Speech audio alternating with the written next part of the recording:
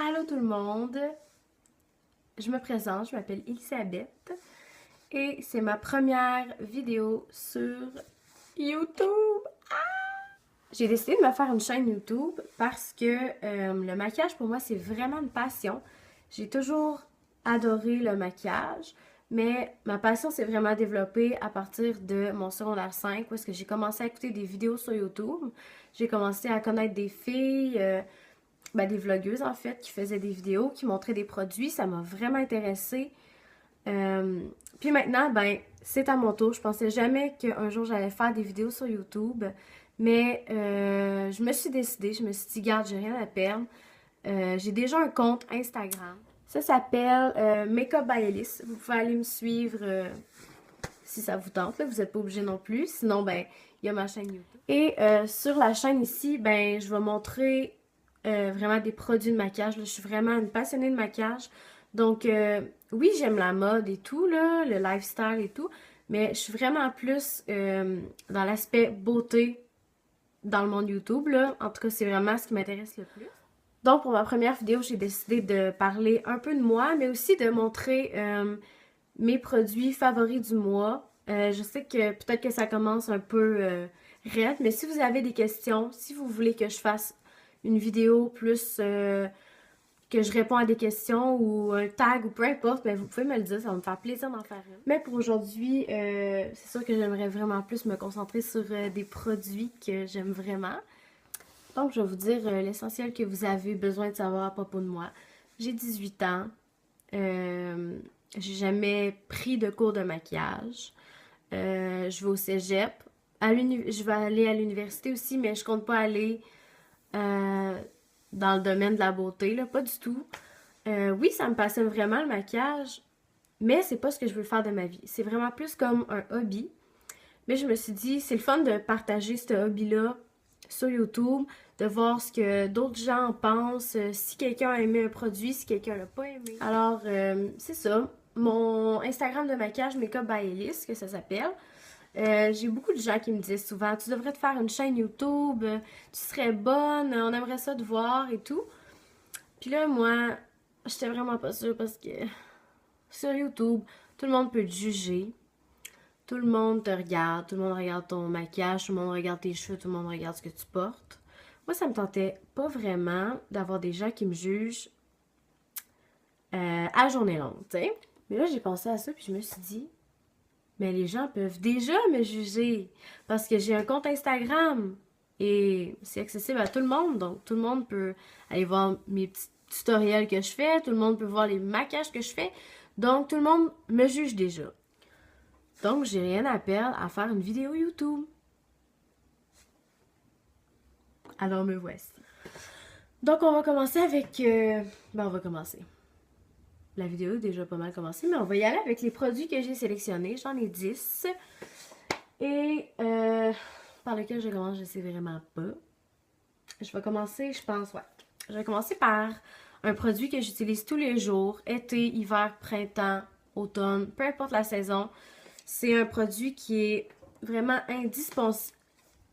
Eh boy! C'est un produit qui est vraiment indispensable à ma routine, à ma routine beauté. Et c'est un produit de MAC. Et c'est le Prep and Prime Fix Plus. Donc, moi, il m'en reste presque plus.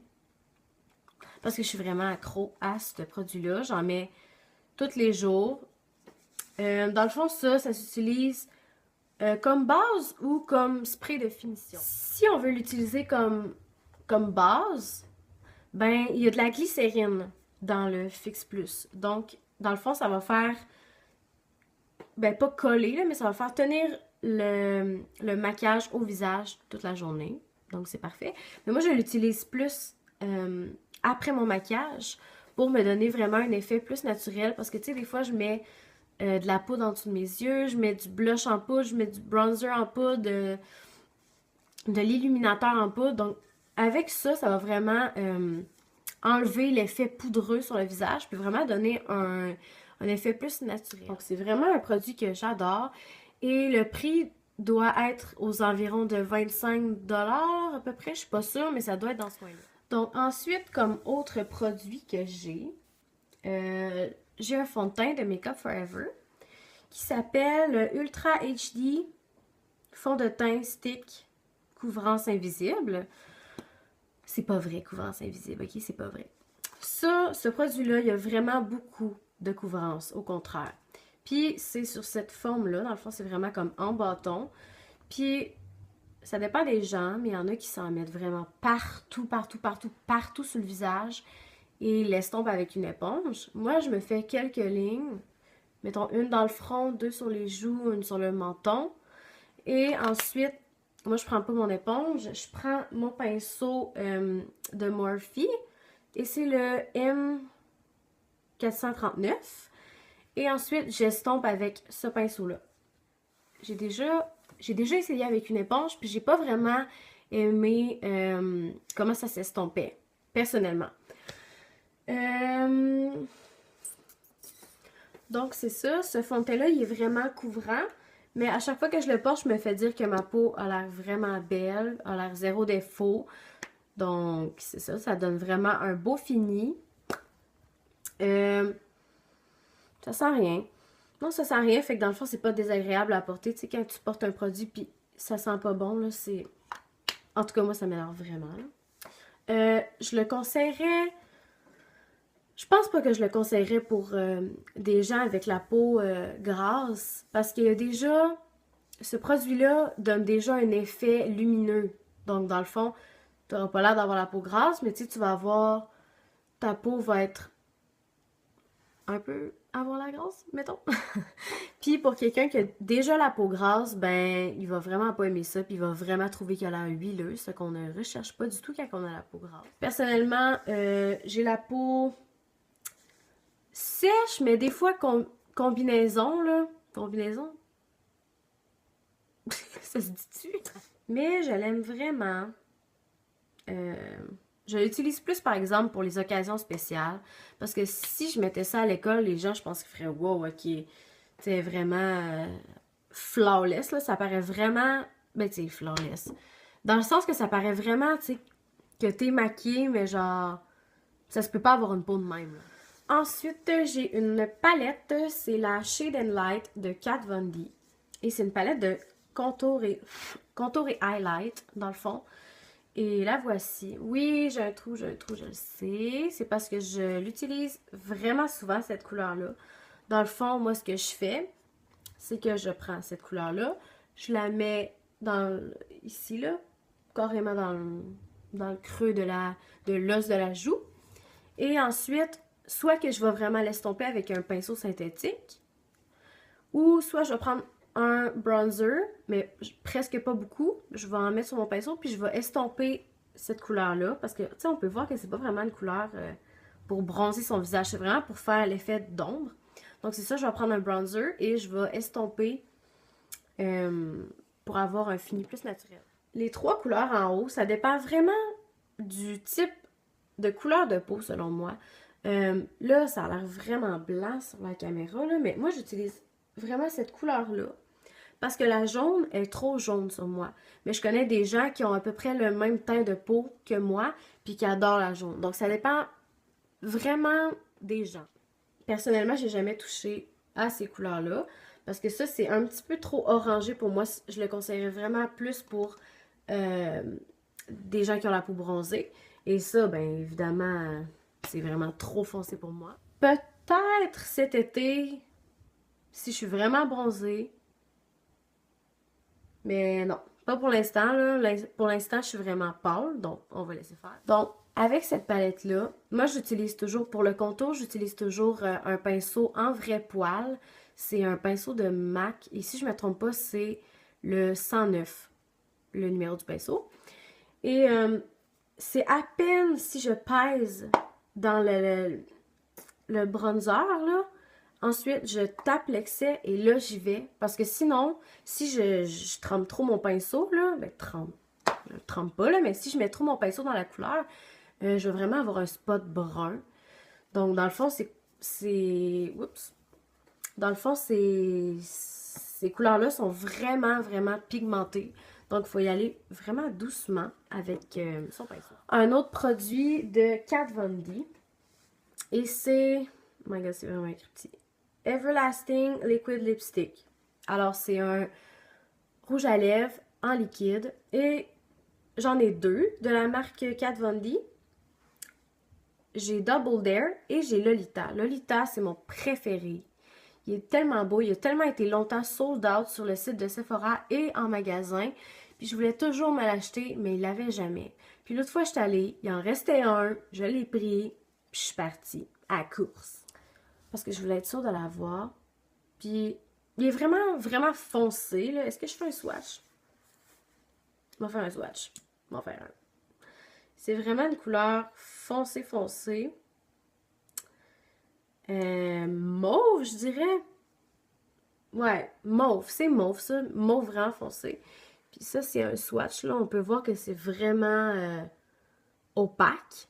C'est vraiment pas comme un gloss ou quelque chose de même. C'est vraiment un rouge à lèvres en liquide. Donc là, ça sèche mauve, évidemment. Et comme on peut voir, petit à petit, ça s'en vient. Puis moi, personnellement, je trouve que les couleurs nude, genre les couleurs vraiment pâles, là, les petits roses pâles, pâles, pâles, je trouve vraiment... Oups, oh non, non! Je trouve vraiment pas que ça me fait bien. J'ai l'impression d'avoir des... Parce que j'ai quand même des grosses lèvres. Puis quand je mets ça, j'ai l'impression d'être... Tu sais, de faire une dog face, genre c'est lettre, là.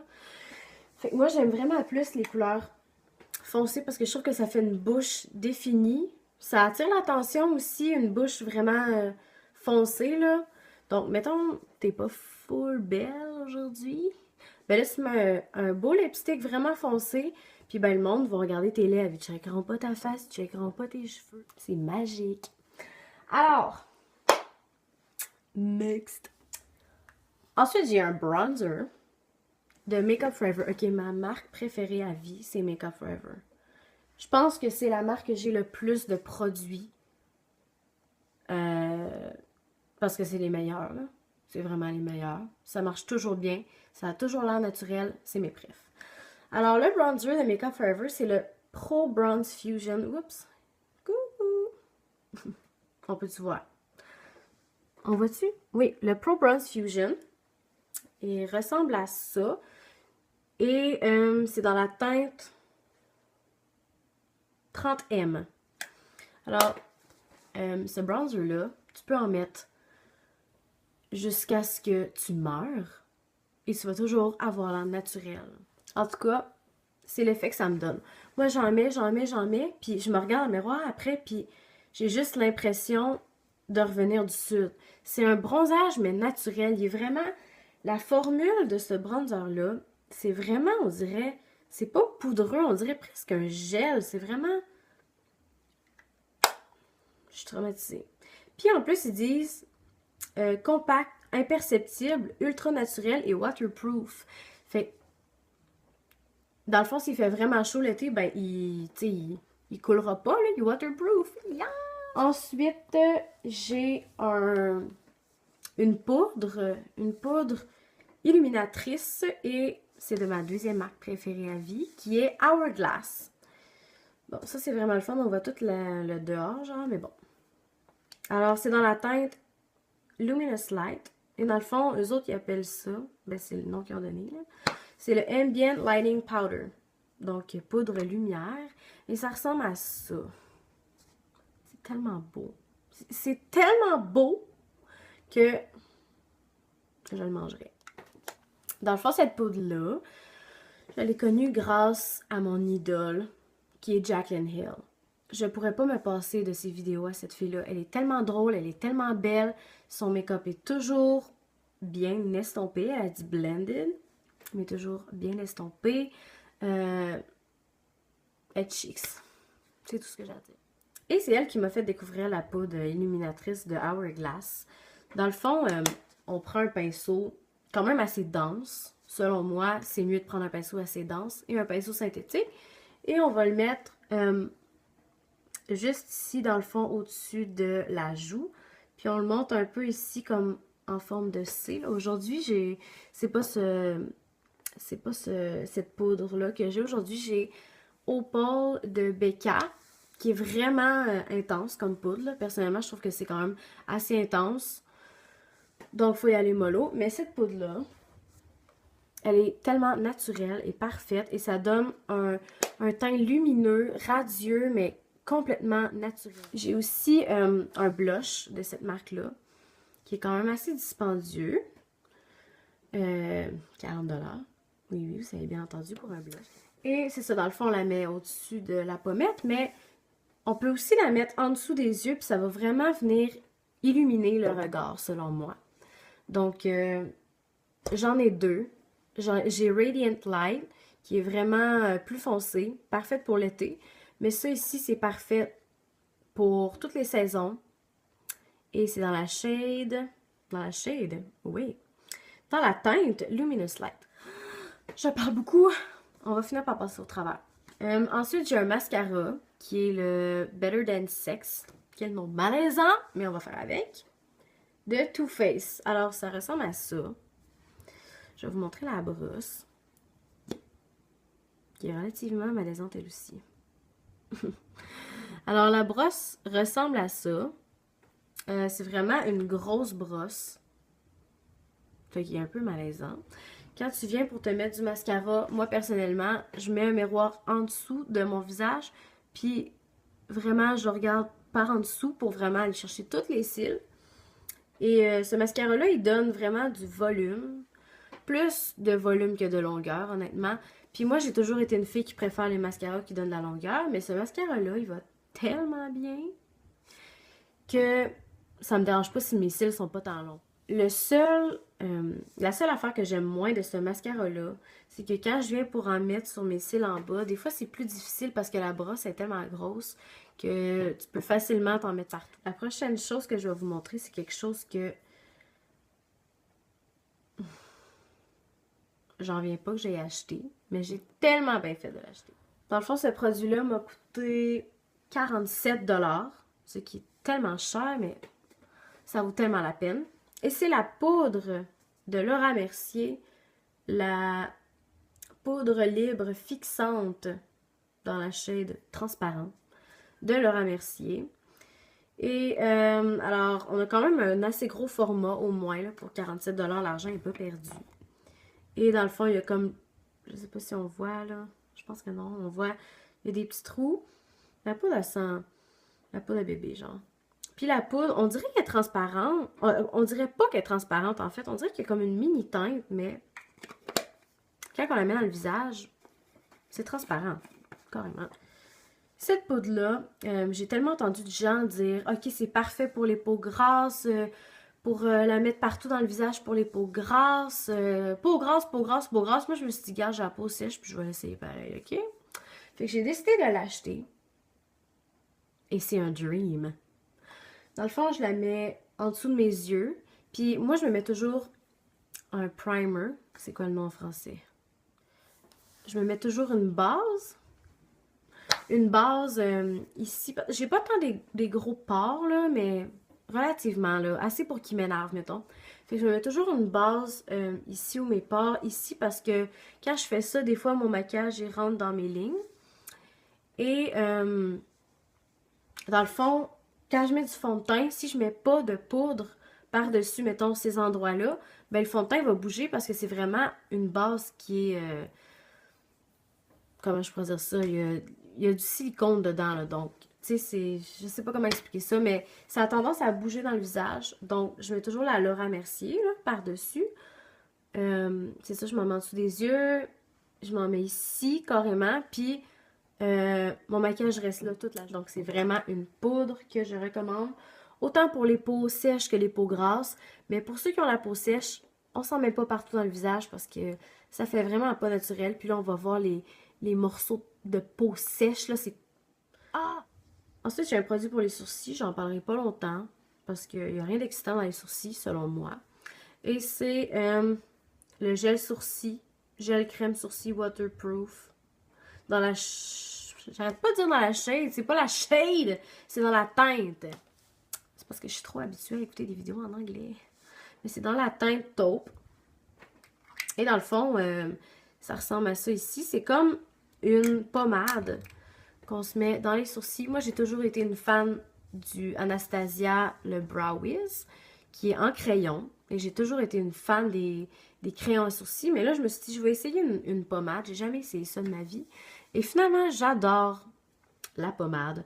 Mais il faut juste prendre la petite brosse là, à l'autre bout d'un crayon à sourcils et estomper après avoir mis le gel dans ses sourcils. Finalement, mon dernier produit de la journée, ça va être les ombres à paupières.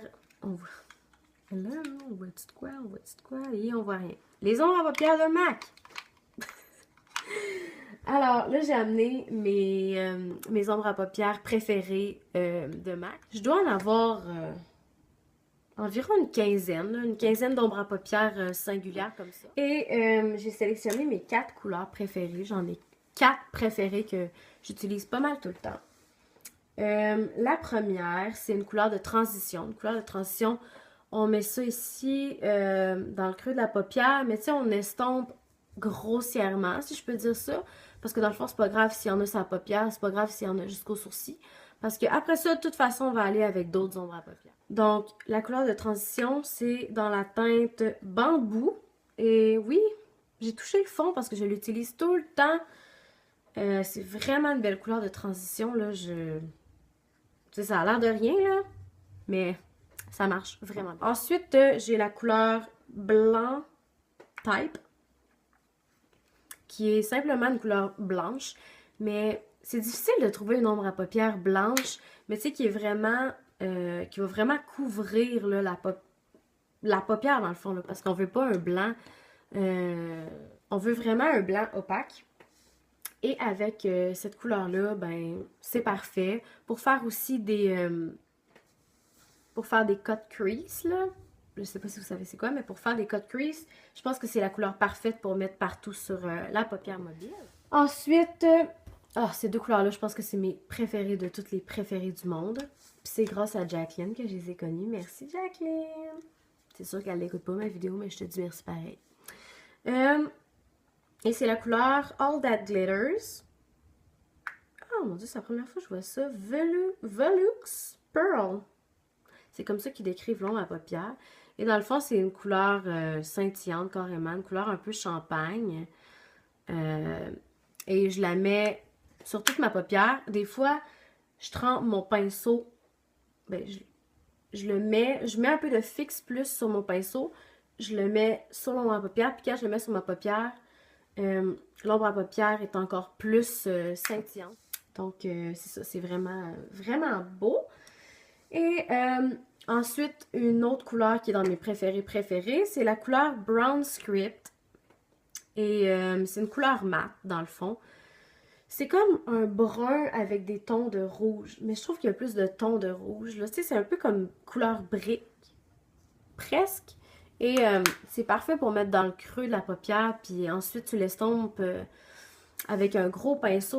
C'est tellement beau. C'est vraiment ma couleur préférée. Ça fait vraiment automne, mais moi, je m'en fous. Puis je la mets à l'année longue. Donc, c'est tout pour mes favoris du mois. Ma première vidéo YouTube. Je suis vraiment contente de faire partie de la communauté, mettons. J'espère que vous avez aimé ma première vidéo. Et ben, si vous avez des questions ou peu importe, vous pouvez les laisser dans les commentaires en bas. Ça va me faire plaisir d'y répondre. Et ben, on va se voir dans une prochaine vidéo. Bye bye!